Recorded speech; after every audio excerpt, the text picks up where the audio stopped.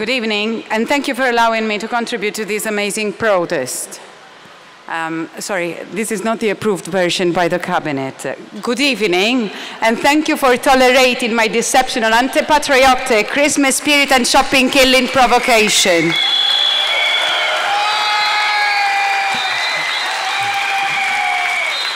Hot headlines in the newspapers recently. Joseph Muscat has declared he will soon step down and has other plans and politics for his new chapter of life. Kitch Kembry might be investigated, or may not. Conrad Mitz's name seems to have vanished from the news. Chris Cardona might have been framed, and so on and so forth. In a few weeks, hopefully, a new phase of the Maltese political life will start. Are we ready for that? Corruption and the permeation of organized crime, mafia, in a given society is not so hard to guess or spot. Let's just look at business, uninhibited or creative finance, real estate, gaming, cryptocurrencies. All of them are totally legitimate and functional industries if the infrastructure development, administrative management, and normative regulation and enforcement keep the same pace. Otherwise, a bell should ring.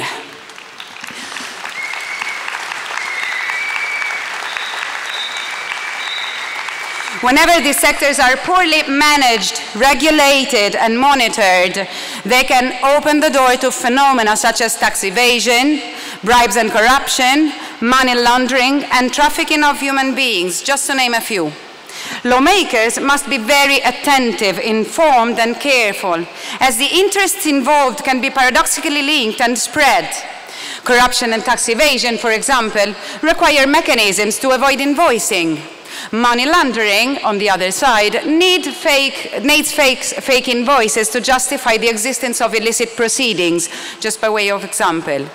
So far, we have been calling loud for a deep cleanup, which is obviously great. Our voice was so loud that no one could actually turn a blind eye on us and on the situation.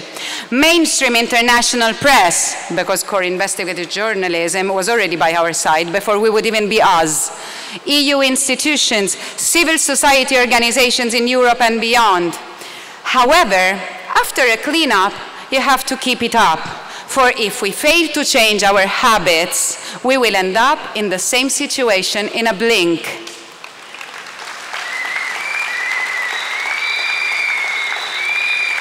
Let's compare society with our bodies.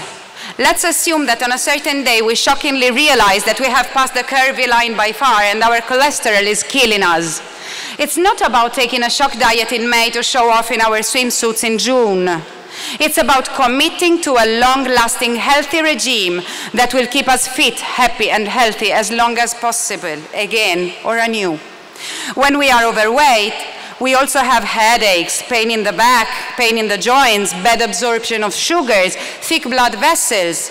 Well, the same goes with corruption and organized crime in society. Our roads are repaired with low-quality tarmac that overheats in summer and cracks in winter. Public transport is mismanaged, and it being less reliable, it forces more and more people to use private vehicles. This increases traffic and pollution, lowering the quality of our lives.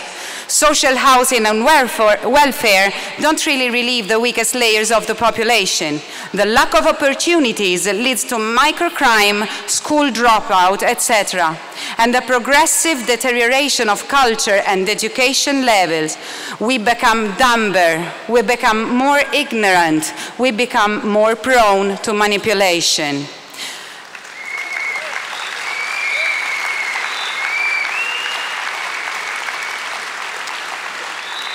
But let's be honest. Corruption, malfeasance, and crime has also happened because we were not prepared to counter it. Not all of us, of course. There was this lady, this amazing investigative journalist and blogger.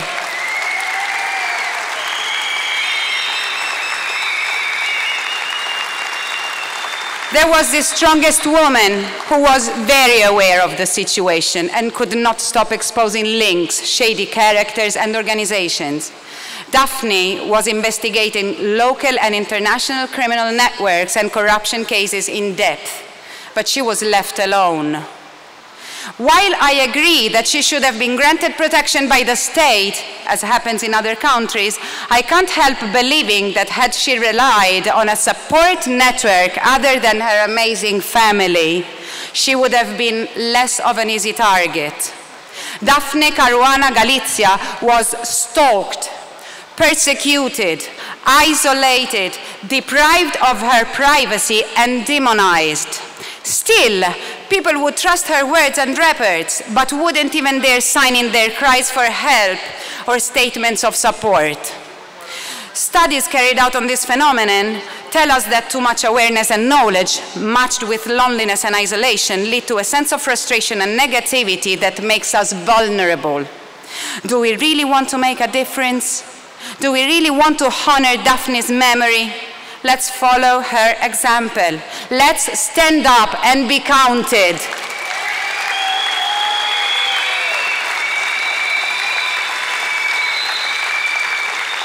We have been attending demonstrations, creating content online, devoting our time to wake up and involve as many people as possible.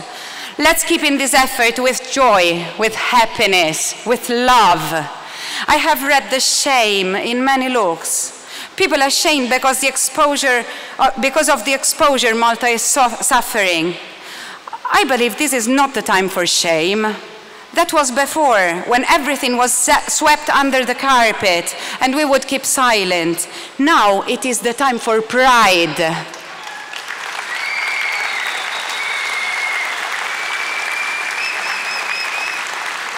We are finally realizing that our voice has much more dignity than dirty money and shady trade.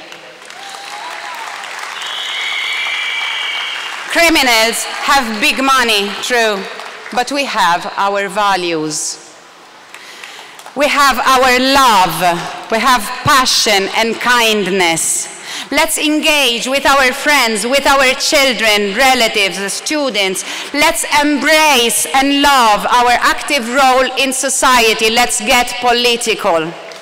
Let's be the vanguards, the outposts, the true custodians of our democracy. There are so many ways to make Malta great with so little commitment by each and every one of us. Let's establish funds to support those who are blackmailed with fanciful lawsuits. Let's set up civil society monitoring groups to keep an eye on the performance of administrations. This is actually a citizen's right in the EU. Let's look at how other countries' civil societies deal with the issue and what successful strategies they put in place. Let's think of a new code of ethics to adhere to at a personal and social level, refusing the logic of favors, saving, personal interest. Once a shared ethos is recognized, networks of citizens, businesses, and organizations could actively engage in its dissemination, prioritizing on the common good. Ultimately, let's stand our head up high and smile in optimism, because we know we are walking in the right direction, and we can suggest a new agenda for Malta and for Europe. Let's prove that being clean is so much easier and so much more rewarding than living a life of lies and deceit.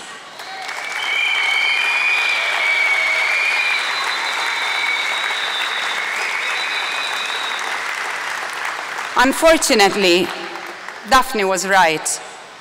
There are crooks everywhere you look now. But no, the situation is not desperate.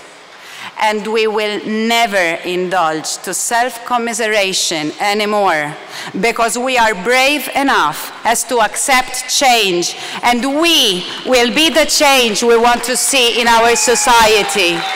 Grazie.